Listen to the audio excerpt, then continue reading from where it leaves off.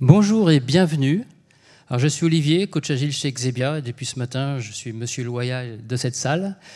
J'ai le plaisir et l'honneur d'accueillir donc pour ce début d'après-midi Christophe Lefebvre, responsable d'Agital Factory chez Natixis, et Antoine Marcoux, donc directeur conseil agile chez Xebia. Donc, transformer une grande entreprise française en agile, voilà, un défi qu'ils vont vous présenter alors en toute humilité, un défi en toute humilité, mais au carré, puissance 2. Alors Antoine, comment avez-vous relevé ce défi? Merci beaucoup Olivier. Alors, moi, je me présente effectivement Antoine Marcoux, je suis le directeur conseil agile chez Xebia, et en novembre 2017, j'ai commencé à travailler avec Christophe Lefebvre sur un grand programme de transformation agile à l'échelle dans la banque Natixis. Christophe nous fait l'amitié d'être ici. Il y a une partie de l'équipe de transformation qui se trouve ici également. Christophe, tu es responsable de la Digital Factory de Natixis, qui s'appelle le 89C3 Réaumur et qui se trouve à peu près à 25 mètres d'ici. Tu as avec moi un point commun que je nous ai découvert une fois qu'on a commencé à travailler ensemble. C'est qu'avec Christophe, on a fait la même école. Cette école, elle s'appelle l'ESCP Europe aujourd'hui. C'est ce qu'on appelle une grande école de commerce. Voilà, une grande école de commerce qui prépare les gens à devenir des managers, et des managers à la française. Et donc moi, ce que j'entends par manager à la française, en tout cas, c'est ce que j'en ai compris à la sortie de mon école, c'est que finalement, j'étais destiné à investir le haut d'une pyramide hiérarchique, d'être responsable d'un PNL, d'encadrer des gens. Et par encadrer des gens, on m'avait bien fait comprendre que ce serait bien que je sois celui qui apporte les solutions pour que ces personnes-là se tirent d'affaire lorsqu'elles rencontreraient des problèmes. Bref, une vision du leadership et du management absolument pas agile. Et sortant de la même école, on n'était pas prédestiné à se trouver sur cette scène pour vous parler agilité aujourd'hui. Et c'est pourtant l'agilité qui nous a réunis. Oui, bonjour. Donc, effectivement, après cette introduction très flatteuse, on peut se demander comment avons-nous fait. Alors, je vais vous parler de NewDev, je vais vous raconter l'histoire de NewDev. Mon objectif, c'est surtout pas de vous donner des recettes, des leçons, c'est vraiment de partager notre expérience afin d'alimenter votre propre réflexion et éventuellement, pourquoi pas, de vous éviter certains pièges. Donc, pas de recette marmiton. Ah, non, désolé. NewDev. Tu peux nous en dire quelques mots? Donc NewDev, c'est le programme de transformation agile de l'IT Natixis que nous avons démarré en 2017, été 2017. Alors, on est à l'été 2017. Emmanuel Macron est élu depuis 3 mois et on célèbre les 200 ans d'une bataille importante pour la France, Waterloo. Antoine, je salue ta culture en fait historique, mais c'est pas vraiment ce que nous avions en tête finalement. Nous sommes partis d'un constat très simple. 2017, 10 ans après la grande crise 2008-2009, donc nous avons passé 10 ans à optimiser la machine IT. Et pour optimiser, elle était optimisée. On avait même en plus un niveau de risque opérationnel vraiment très bas. Mais toutes les histoires commencent toujours par un mais. Tout n'était pas rose. On s'apercevait que finalement, cette machine très optimisée, on avait du mal à l'adapter aux changements permanents qui étaient le lot commun en fait, de nos métiers. Et on a eu tout de suite l'intuition que la façon de régler ce problème, d'aller au-delà, c'était l'agile. Alors, une fois qu'on s'est dit ça, on a essayé de réfléchir un peu plus pour se dire mais pourquoi? Qu'est-ce que l'on cherche à faire? C'est quoi nos objectifs? Très rapidement, on a défini 4 objectifs. Le premier, c'est cette réactivité. À l'heure actuelle, il est illusoire de vouloir planifier 18 mois à l'avance. Le deuxième point, c'est le time to market. Dans ce monde digital, le premier sur le marché, il prend le marché. Le deuxième n'a que des miettes. Troisième point, c'est le mythique alignement business IT. Nous passons des heures carrées métier, IT, pour essayer de nous synchroniser, et on arrive toujours à un résultat en fait un peu mitigé, qui est souvent d'ailleurs très peu satisfaisant en fait, puisque de part et d'autre, il y a beaucoup de bonne volonté. Il fallait qu'on sentait qu'il faut qu'on change là-dessus. Et puis, quatrième objectif, qui me parle beaucoup à moi en tant que responsable d'une Digital Factory, nous devons recruter des jeunes. Et aujourd'hui, il est impossible en fait, d'attirer, de recruter, si nous proposons toujours en fait, les espaces de travail et les façons de travailler que Antoine et moi, nous avons appris sur les bancs d'école. Donc 4 objectifs. Ces 4 objectifs t'amènent à l'agilité? Oui, alors, la lettre de mission, une fois qu'on a posé ces 4 objectifs, qui m'est donnée, elle est très claire. En 3 ans, nous devons amener 60% de l'ensemble en fait, des ressources IT de Natixis, soit 3500 personnes, à l'agile. Cet objectif est clair. Par contre, en fait, on me donne beaucoup de latitude pour fixer, en fait, pour réfléchir, définir en fait, les moyens pour arriver à cette fin. Donc, on continue la réflexion dans cet été. Et rapidement, il y a 4 décisions qui viennent, je dirais, qui s'imposent naturellement à nous, et dans l'ordre. Le premier point, c'est tout de suite, je me dis, je ne vais pas travailler tout seul. En vérité, je me dis, je ne vais pas y arriver tout seul. Donc, il faut que je réunisse une coalition. Il faut que j'aille chercher des appuis.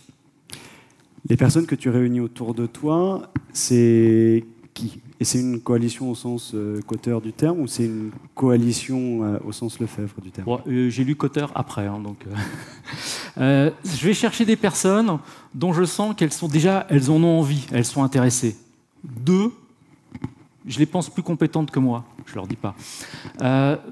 Je prends aussi des gens qui vont m'apporter des idées et surtout aussi, je prends des gens qui, par leur position dans l'organisation et par leur aura personnelle, je sais que après elles vont embarquer leurs équipes et que finalement, je me dis, si ces personnes-là sont embarquées, après, j'ai déjà fait la moitié du chemin. Ça, c'est la coalition. Deuxième décision qui nous vient tout de suite naturellement, toujours dans l'idée, on ne va pas faire tout seul parce qu'on doit aller très vite, il faut qu'on capitalise sur l'expérience d'autres, c'est de trouver un partenaire. Donc là, on rencontre en fait des cabinets de conseil un peu classiques. Et puis à un moment donné, je vais voir en fait une équipe de développeurs chez nous pour essayer de revenir un petit peu aux bases. Et je parle de ce que l'on fait déjà chez Natixis, en termes notamment de partage d'expérience. Et ils me disent, oui, mais le partage d'expérience chez Natixis, c'est dans un amphi, on regarde une slide et c'est surtout une équipe qui explique comment ce qu'elle a fait, c'est bien. Mais à moi, développeur, ça ne me parle pas. Quand je veux apprendre quelque chose, je vais à l'extérieur, je vais voir en fait des prestataires où là, je vois des gens coder. Et là, j'ai pour la première fois, je l'avoue, entendu parler de Xebia. Donc on a mis en fait Xebia dans la boucle. Et au niveau de la coalition, on s'est dit en fait, nous, ce qui nous intéresse, c'est d'être en rupture, donc on cherche un pure player. Voilà, ça c'était la deuxième décision. La troisième décision, c'est bon, oui, l'agile, ça peut être un petit peu vaste. À ce stade, j'avais déjà absorbé pas mal de bouquins sur l'agile. Je voyais beaucoup de choses. Donc on s'est dit, il faut quand même qu'on structure un petit peu. Il y avait un pavé qui était clair, ça va, c'est presque ça allait de soi. C'était l'agile, ce sont des méthodologies agiles. Donc on avait un volet méthodo. Kanban, Scrum, etc. L'autre volet qui était presque dans la corbeille, c'est le DevOps. Mi-2017, chez Natixis, on avait déjà tous les outils en place. On avait une équipe dynamique pour promouvoir le DevOps. Ce qui nous manquait, c'était l'appropriation par les équipes études de ces outils et réellement le rapprochement Dev et Ops. Donc, on a mis ce pavé en fait DevOps. Et le troisième, c'est vraiment la coalition qui l'a apporté, c'est la partie craft. Et on présente toujours sur mes slides, Antoine, je présente toujours en fait méthodo, craft au milieu et DevOps parce que pour moi, c'est vraiment, je veux matérialiser le fait que je mets le développeur au centre de l'image.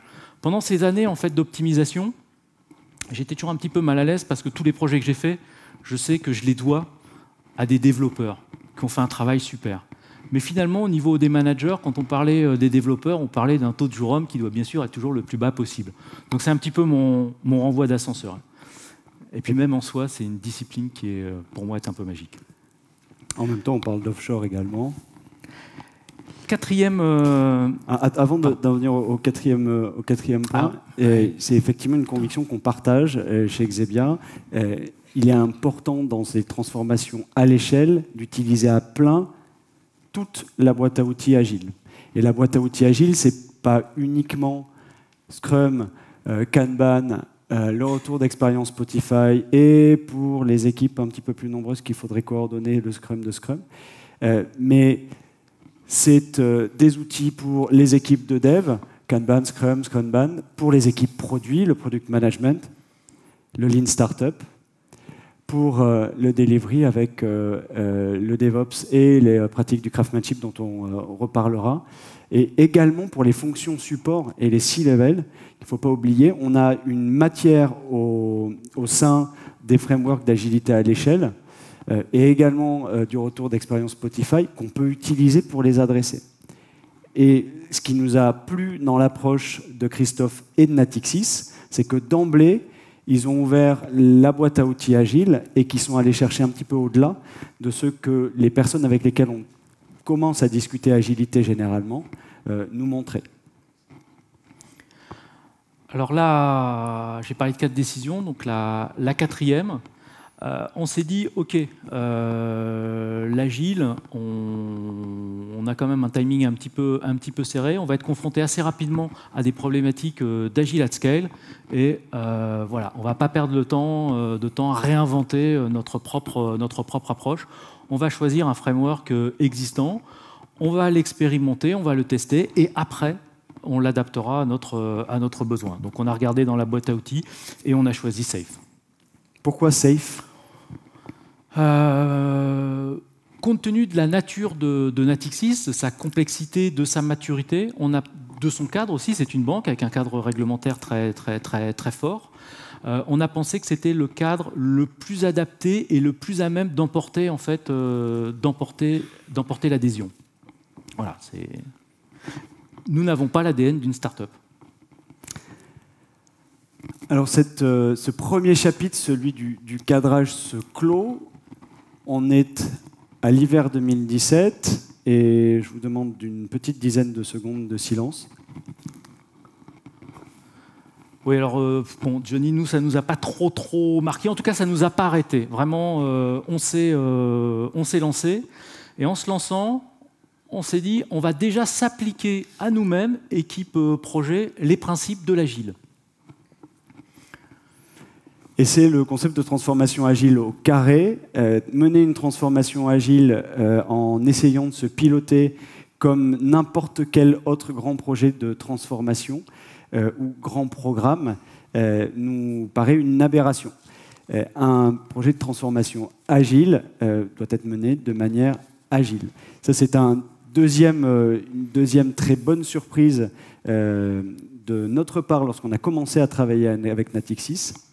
Parce que généralement, quand l'on va voir des clients et qu'ils nous proposent de travailler avec eux à leur transformation, ils nous demandent une roadmap de déploiement à 3 ans dans le meilleur des cas, parfois 5. Par quelle équipe je vais démarrer le coaching ou la transformation en janvier 2018 et par quelle équipe je vais la terminer en décembre 2020. Dans le cas de Natixis, ça aurait pu être ça. Très heureusement, dans le cadre du programme New Dev, on se donne de la visibilité sur les vagues de périmètres qu'on est amené à accompagner vers l'agilité, mais on se donne cette visibilité à 3, 4, 5 mois, et surtout on se donne de la flexibilité pour l'après. Donc pas de roadmap de déploiement à 3 ans. Et puis, au démarrage du cadrage de Natixis, bien sûr, la question du ROI, du programme de transformation, est venu sur la table. Et si vous savez répondre à la question « Quel est le ROI de l'agilité ?», ben je suis juste à côté, juste après, pour entendre la réponse ou une partie de la réponse. En tout cas, on a détricoté la notion d'ROI de l'agilité parce que l'agilité, c'est d'abord un investissement. Aller transformer une équipe, une transformation culturelle comme celle-là, c'est d'abord un investissement avant d'être un ROI qui serait quantitatif puis qualitatif plus tard. Alors bien sûr, dans une grande structure classique en fait, comme Natixis, ça ne se fait pas en fait d'un claquement de doigts. Nous devons aussi en fait rendre des comptes aux sponsors qui nous donnent en fait un budget. Donc j'ai commencé, la première fois j'ai fait en fait la slide PowerPoint avec le truc bien tuilé, etc. en expliquant que c'était un premier jet et en revenant après avoir expliqué, en disant finalement on ne va pas faire comme ça. Idem en fait sur les ROI, les KPI, etc. Donc on se lance et on monte en fait l'équipe de coach. Ça c'est l'étape en fait, c'est le point vraiment clé. C'est d'abord en fait une équipe qui est sur le terrain tous les jours et c'est la qualité de ses coachs qui fait le succès plus que nos slides. Donc on constitue l'équipe, on se lance. Alors pour partager, il y a un succès qui moi me tient particulièrement à cœur. Au début, on disait bon, on va faire du craft. C'est quoi? Comment on va le faire? On a constitué une craft academy. On a 3 super coachs craft et qui notamment tous les jeudis tiennent une session ouverte. Tous les développeurs, tout le monde peut participer et se familiariser avec les outils de craft. TDD, BDD, peer programming, j'en passe, et des meilleurs. Donc ça, c'est un succès qui, bien sûr, reste à ancrer encore plus dans le temps et surtout aller plus loin, aller vers les équipes, mais c'est déjà un premier succès qui est pour moi très, très, très satisfaisant. Cette notion d'équipe, c'est l'une des premières notions qu'on travaille quand on vient travailler sur ce type de programme de transformation.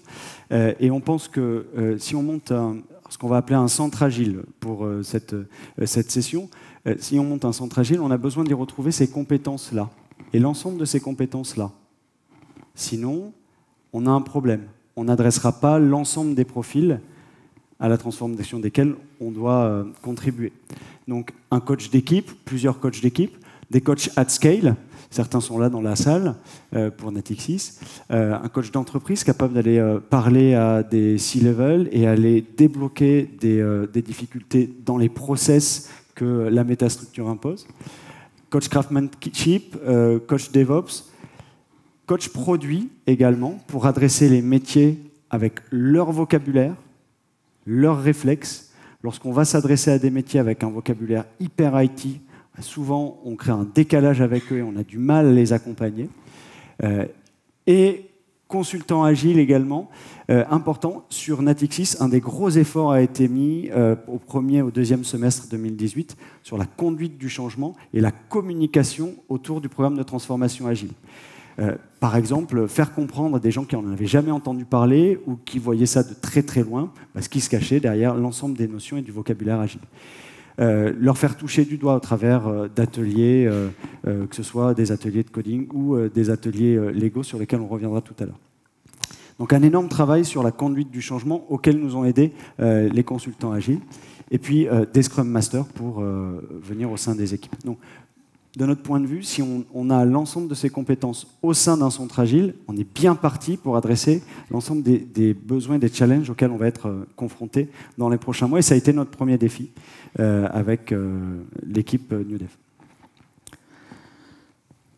Donc cette équipe est en place et le déploiement, on le voit en fait sur deux modes,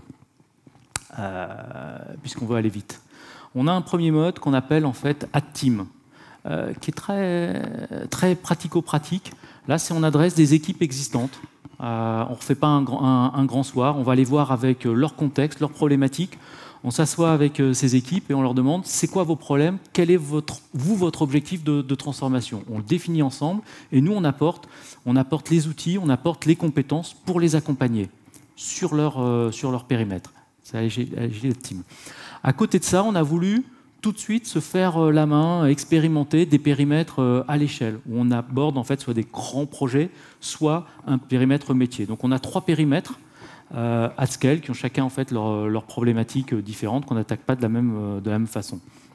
Donc là, pour évoquer en fait un succès, je vais vous parler d'un grand programme réglementaire qui s'appelle FRTB sur le domaine Capital Market. C'est un programme qui est absolument vital, critique pour ce métier, donc critique pour Natixis. Un programme qui était déjà lancé, sur lequel on avait déjà expérimenté quelques problèmes. On sentait qu'on n'avait pas trouvé en termes d'organisation la bonne formule. On avait déjà changé 3 fois la formule et on avait globalement plein d'équipes travaillant ensemble, mais s'attendant les unes les autres. Et on s'est dit, OK, on va essayer l'agile at scale. Ce qu'il faut savoir, c'est qu'au tout début du lancement du programme, on s'était dit, bon, on passera d'abord les métiers, on disait les projets réglementaires, on les fera en dernier. En fait, le premier qu'on a fait en Agile at Scale, c'était un projet réglementaire. ce qui prouve qu'il y a des gens qui osent. Donc on s'est dit on va essayer safe sur ce périmètre. On s'est lancé, il y a eu 3 mois de travail très intensif de préparation avec beaucoup de formation. Et finalement, le premier PI Planning qui a réuni plus de 100 personnes, 5 métiers différents. Sur les 100 personnes, il n'y avait pas plus de 30% en fait, de personnes IT. C'est vraiment un sujet très, très métier.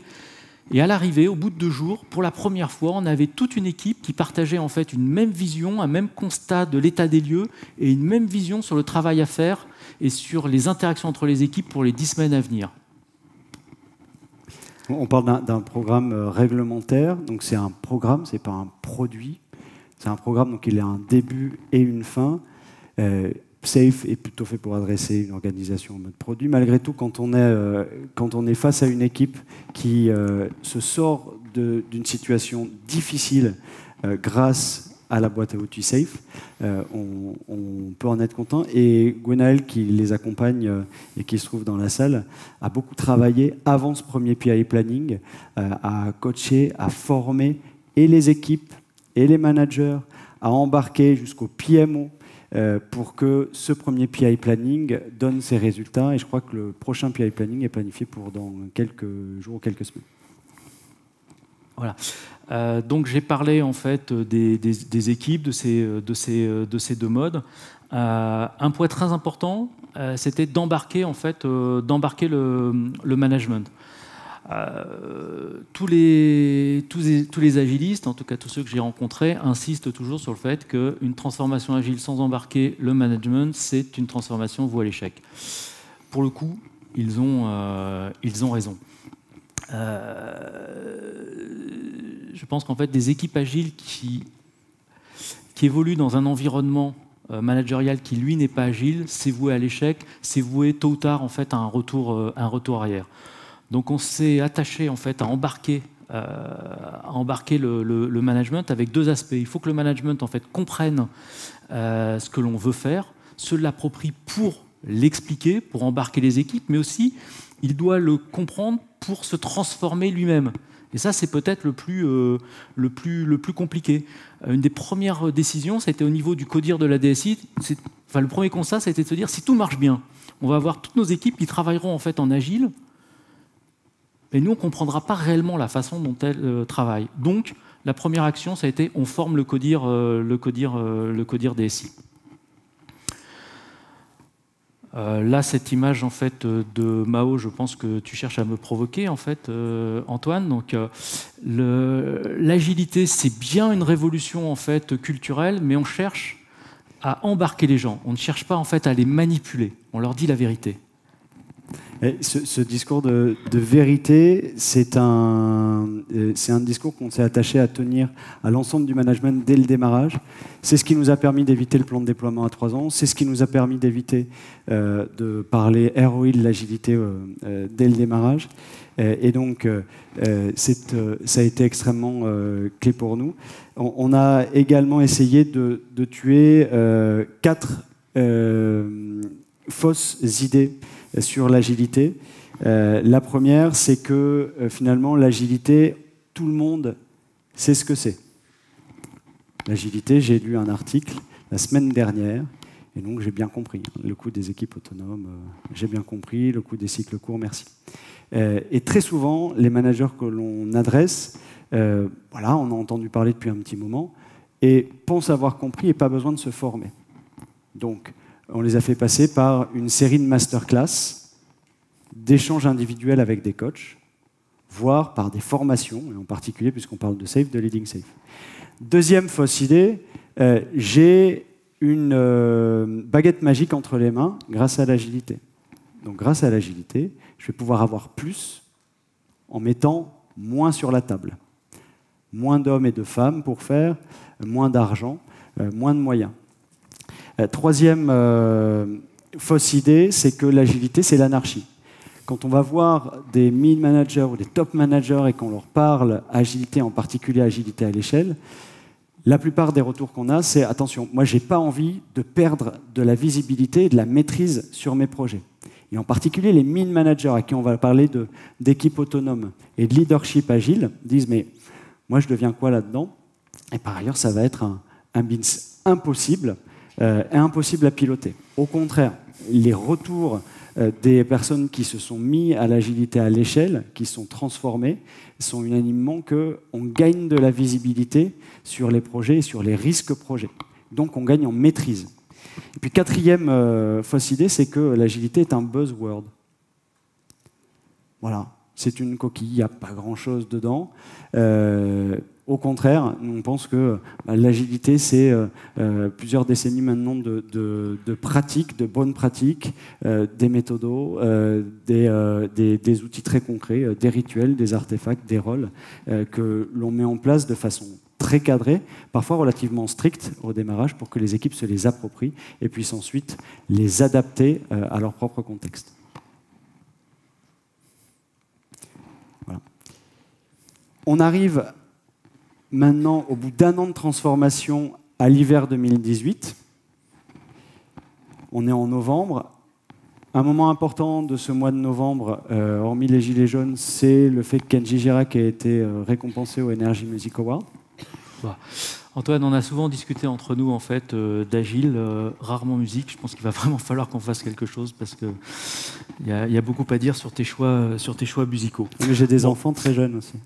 En tout cas, nous on s'arrête toujours pas. J'ai juste envie de partager avec vous en fait un autre succès.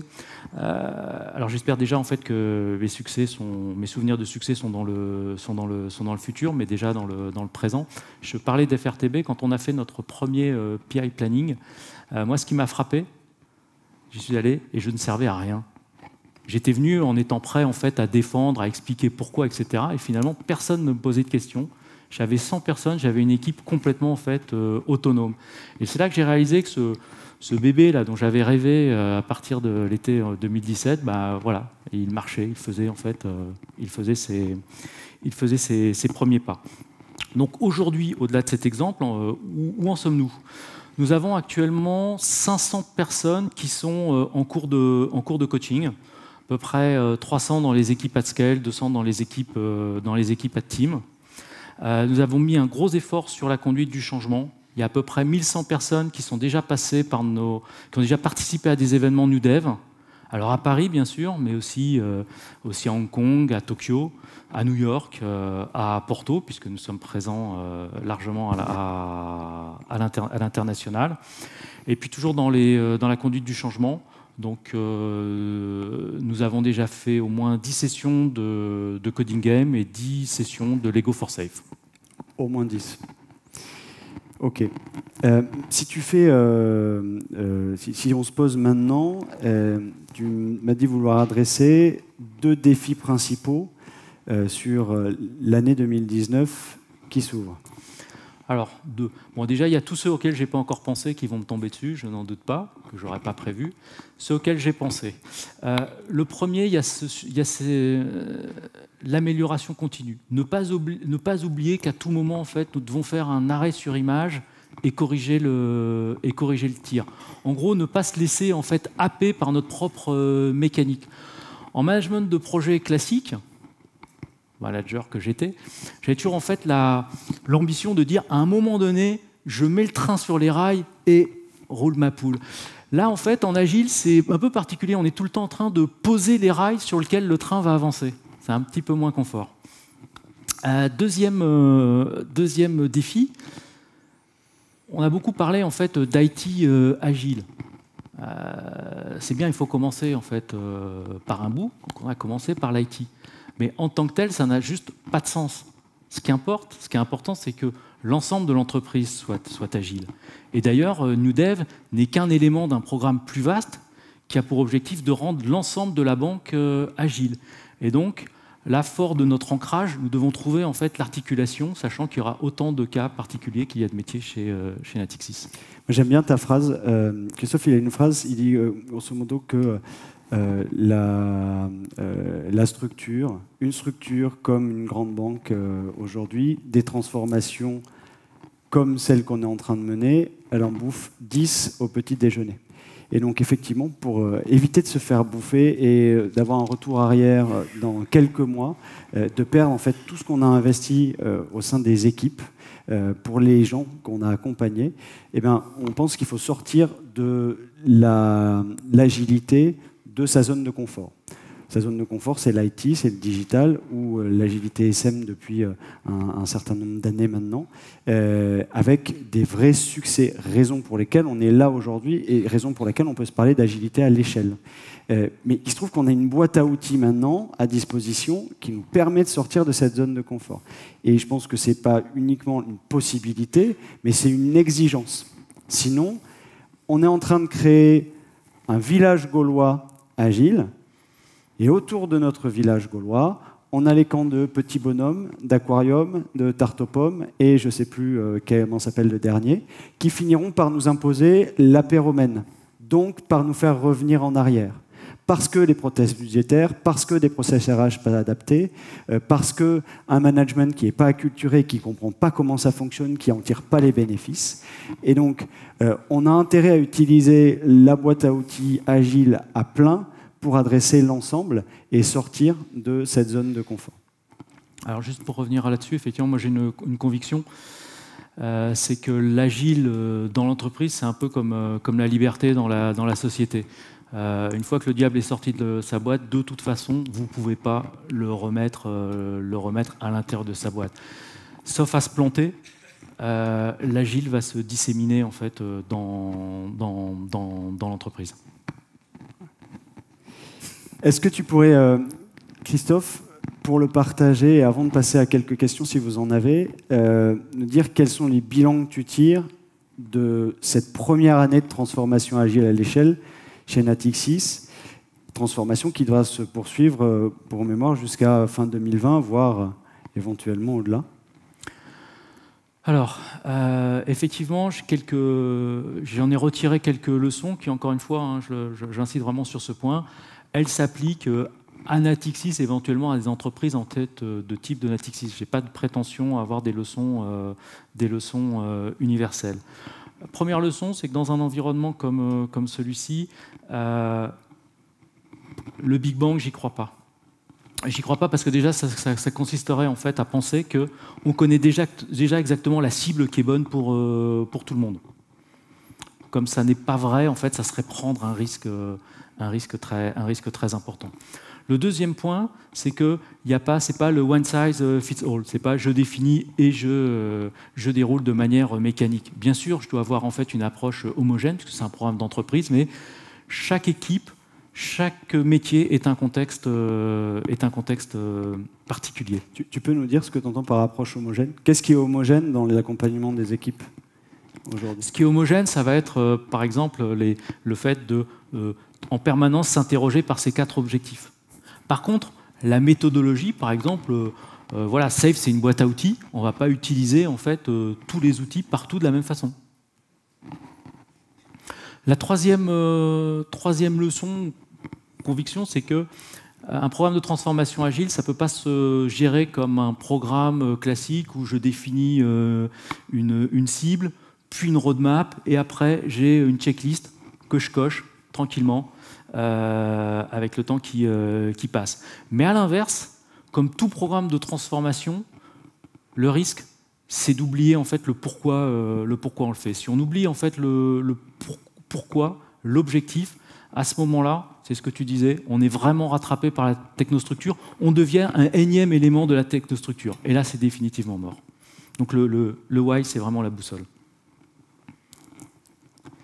Et puis la dernière conviction, c'est face à un programme d'entreprise, bien sûr, il faut être ambitieux, mais il faut surtout en fait être humble. On est sans cesse en fait confronté à des problèmes, sans cesse en fait remis en cause. Le dernier exemple, il est tout récent, Antoine, tu le connais comme moi, c'est hier nous avons eu en fait un PI planning d'équipe. Et on s'est retrouvés en fin de journée, Antoine et moi, autour d'une bière en disant ouf.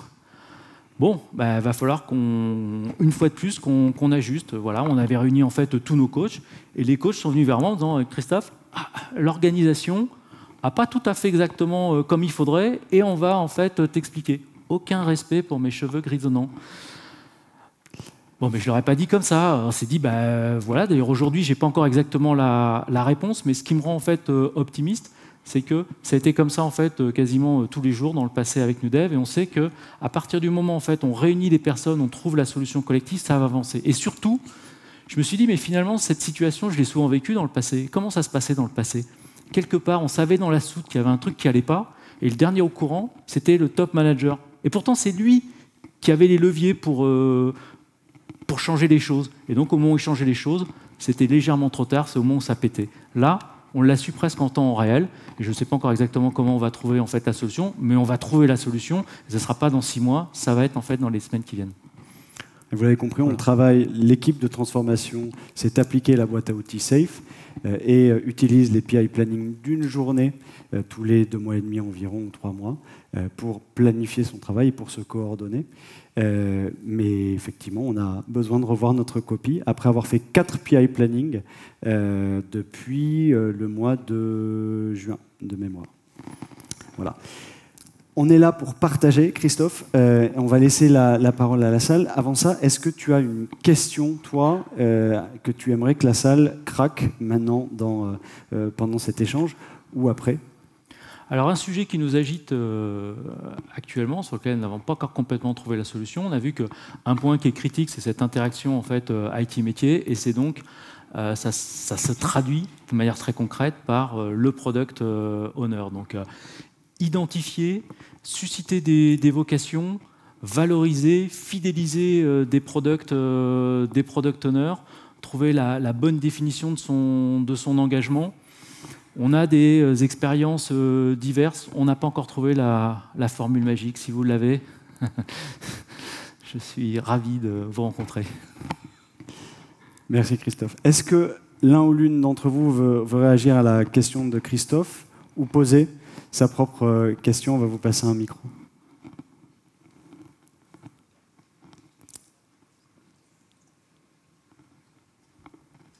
Je vous apporte ma réponse humble. Ouais. Product Owner, c'est une description de poste. Il y a des fiches de poste dans les entreprises. Product Owner, c'est le truc tout en bas. Manager, c'est le truc tout là-haut. Donc c'est pas bien d'être Product Owner. Donc il suffit juste de mettre de la valeur sur le poste Product Owner. Et là, vous allez voir, les énergies vont changer. Voilà, ça c'est my 2 cents. Merci beaucoup. Est-ce que d'autres veulent réagir ou ont des questions pour Christophe? Ce sera plutôt une question. Vous pouvez parler de transformation, mais néanmoins vous êtes dans le domaine bancaire, l'argent ça ne dort pas.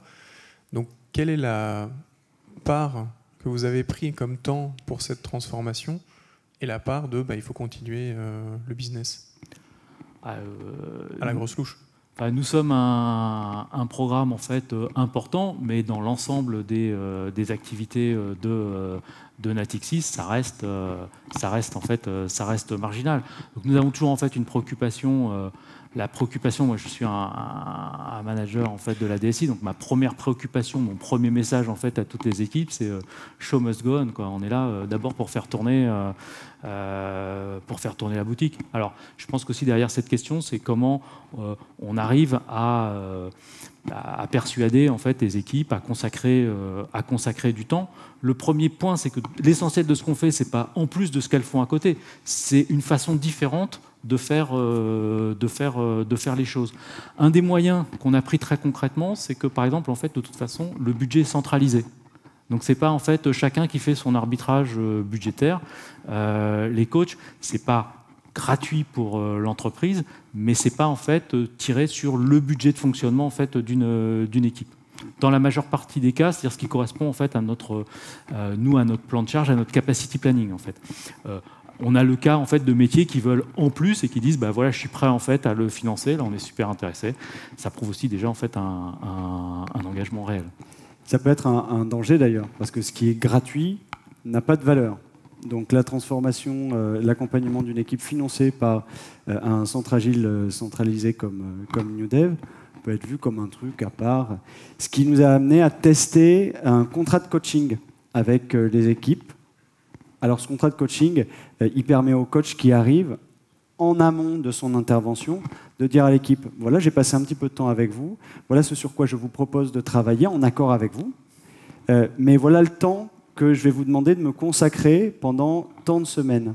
Okay, c'est plus un contrat, on se tape dans la main avec l'équipe, parce qu'effectivement, si on apporte un coach qui est gratuit pendant 2 mois et demi ou 3 mois, il peut ne rien se passer. Et on s'est retrouvé au mois de juin avec un coach, par exemple, qui pendant 3 semaines n'avait pas un rendez-vous dans son agenda parce qu'il n'arrivait pas à rencontrer les gens.